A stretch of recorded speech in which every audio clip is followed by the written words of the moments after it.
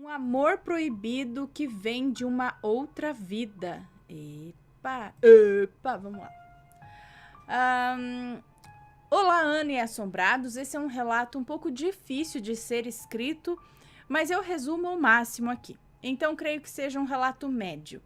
Eu me chamo Fulana e não se preocupe, todos os nomes de pessoas e locais já estão alterados. Espero que a leitura seja fácil. Me desculpe qualquer erro ortográfico, eu realmente errei. Não tenho desculpa para ter errado, não. Então vamos lá. Eu, desde criança, sempre soube que tinha família fora do Brasil, na Argentina e Paraguai. O que é bem comum, pois eu moro em uma região de fronteira e sempre tenho alguns parentes que se mudam para os países vizinhos. Nunca conheci essa parte da família, porque apesar de ser da fronteira, eu não tinha interesse em visitar esses países e nem esses parentes de visitar o Brasil também.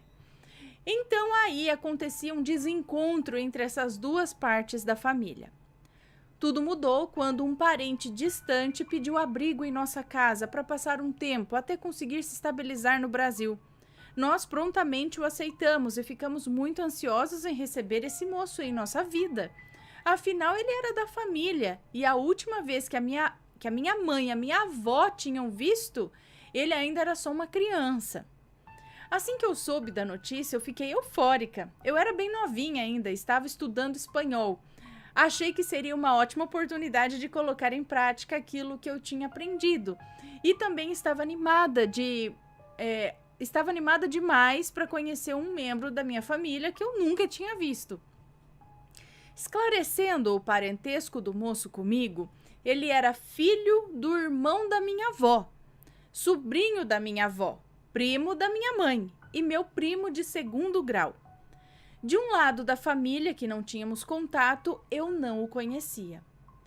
Bom, chegou o tão esperado dia da chegada do moço em nossa casa. Eu acordei cedo para fazer faxina e preparar um bolo bem gostoso para que ele tivesse uma boa primeira impressão de nós. Eu sou assim, Ana, sempre me importo muito com o que os outros pensam de mim. E ele chegou, e era o homem mais lindo que os meus olhos tiveram a oportunidade de ver. Ele era alto, loiro, tinha olhos verdes. Fisicamente ele também estava ótimo, ele era muito forte. Digno de ser o galã de uma novela mexicana. Quem é Carlos Daniel perto desse moço?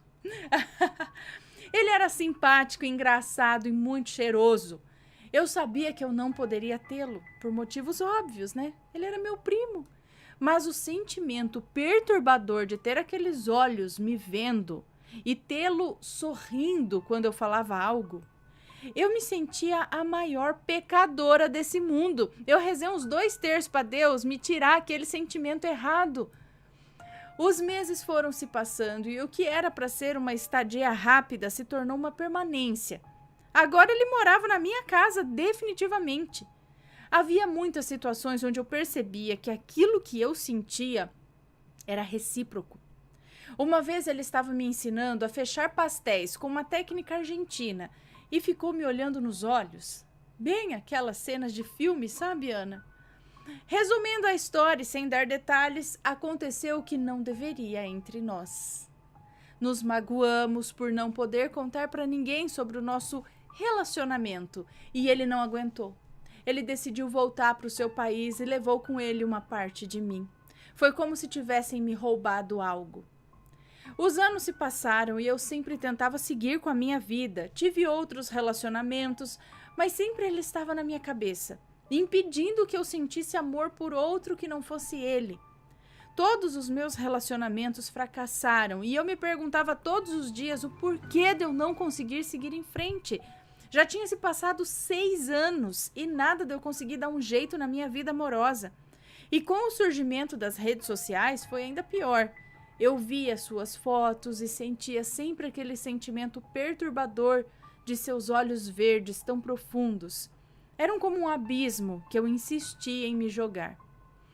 Eu decidi me abrir com uma amiga muito próxima sobre essa história e sobre como eu não conseguia superar aquele romance proibido.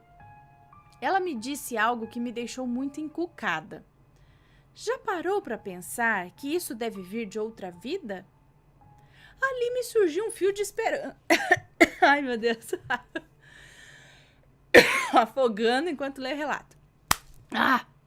Ali me surgiu um fio de esperança, pois já havia ouvido falar sobre regressões e como isso pode ajudar a superar traumas que vinham de nossas outras vidas. Então eu decidi que eu faria isso. Procurei alguém que tinha experiência com isso e fiz. A partir de agora eu conto o que vi nessa regressão. Era a década de 20, acredito. Eu era uma moça muito bonita e filha de um fazendeiro, que reconheci como sendo meu irmão nessa vida. O moço estava lá. Ele era o capataz da fazenda e tinha os mesmos olhos verdes e lindos, mas não eram perturbadores. Eles tinham doçura nessa época.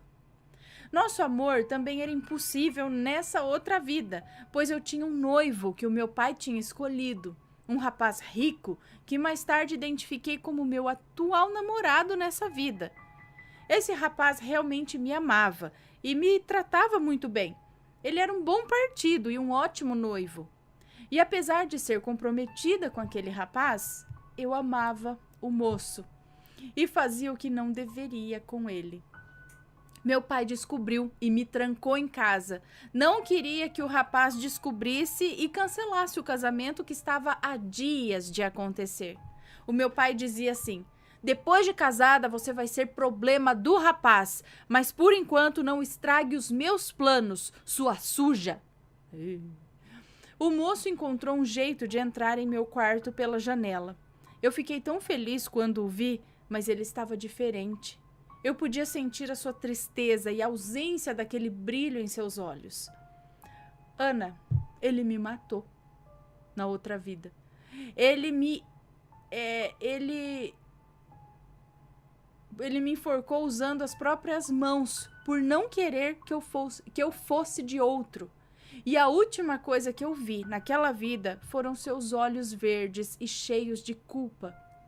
Eu fui morta pelo grande amor da minha vida. Podíamos ter fugido, mas ele preferiu me matar. Depois de saber disso, eu entendi por que não ficamos juntos nessa vida. O destino tentou nos separar de todas as formas, nascendo em países diferentes, sem planos de nos conhecermos, nos trazendo como parentes nessa encarnação, na intenção de que resistíssemos por termos o mesmo sangue. Por isso aquele sentimento ao ver os seus olhos, porque eles foram os últimos que eu vi, porque eu os vi perdendo a doçura e ganhando a culpa de um assassino, de um homem que foi capaz de matar a mulher amada. Hoje agradeço por nessa vida ele ter escolhido partir e me deixar seguir em frente sem ele, por não repetir aquele erro horrível, já que as coisas cedo ou tarde se encaminhariam para que eu fosse proibida de chegar perto dele.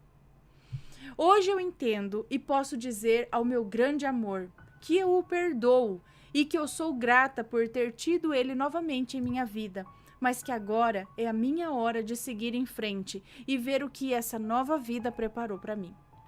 Obrigada, Ana, por ler o meu relato, que sirva como um alerta a todos os assombrados de que tudo na vida tem um motivo e que aquilo que não dá certo sempre tem algo por trás.